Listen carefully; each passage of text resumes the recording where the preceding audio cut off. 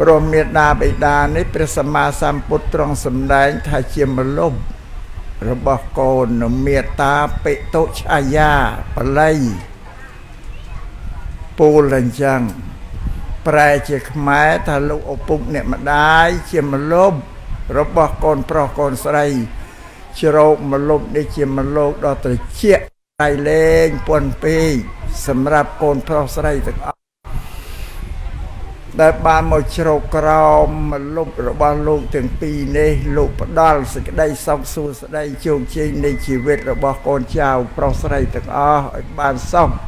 ខ្សែមខ្សានសុភមង្គលនៃជីវិតរបស់ខ្លួននឹងដោយសារមលុបរបស់លោកហ្នឹង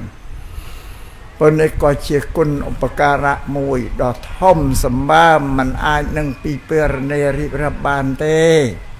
ព្រះសម្មាសម្ពុទ្ធលោកសម្ដែងតែអញ្ចឹងនិយាយពីមលុប5ហ្នឹងមេដាបិតាជាមលុបទី1ហើយមលុបទី2គេរុឆាយាលោកគ្រូក៏ជាមលុបរបស់សាសានុសិស្សទូទៅទាំងអស់ដែលទៅសិក្សារៀនសូត្រអក្សរសិល្បវិជ្ជាហ្នឹងទី3រាជាឆាយាព្រះមហាក្សត្រដែលគ្រប់គ្រងលើផែនដីព្រះរាជាណាចក្រក៏ជាមលុបរបស់ប្រជាពលរដ្ឋគ្រប់គ្នាទាំងអស់ដែលជ្រៅកោនក្រោមមលុបព្រះមហាក្សត្រដែលព្រះអង្គបានរៀបចំច្បាប់ទម្លាប់សពបែបសពយ៉ាងរៀបចំឲ្យប្រទេសជាតិបានសុខសន្តិភាពប្រជាពលរដ្ឋជ្រោកនៅបានសុខសប្បាយខ្សែមខ្សាននៃជីវិតទី4រុក្ខឆាយាដើមឈើ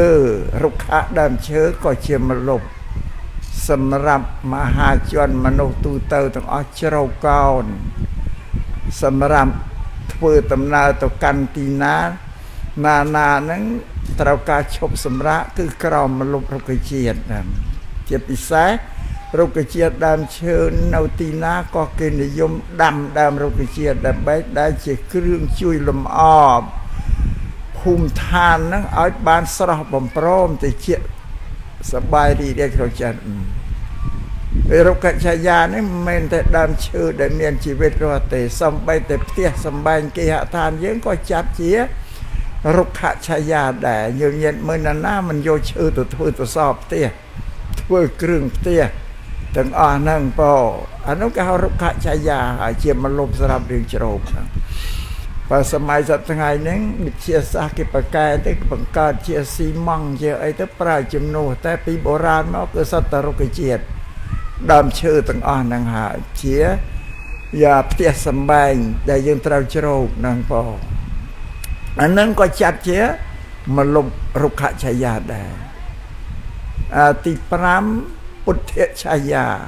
ព្រះសម្មាសម្ពុទ្ធនឹងជាមលុបដ៏ក្រៃលែងសម្រាប់សត្វនីកទាំងអស់នៅលើសកលលោកពោលដែលបានស្ដាប់ធម៌ទេសនាព្រះអង្គសម្ដែងហើយយល់ពីហេតុពីផលហើយក៏បដិបត្តិទៅតាមសាសនធម៌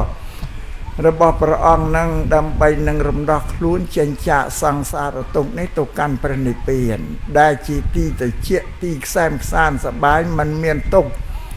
ភ័យណាតបៀតបានទេក៏ឯកន្តៈបរមសុខក្នុងព្រះនិព្វានមានតែសុខតែមួយក៏មានអីទៅលេឡំច្បោកច្បល់ទេនេះមលុបរបស់ពុទ្ធហ្នឹង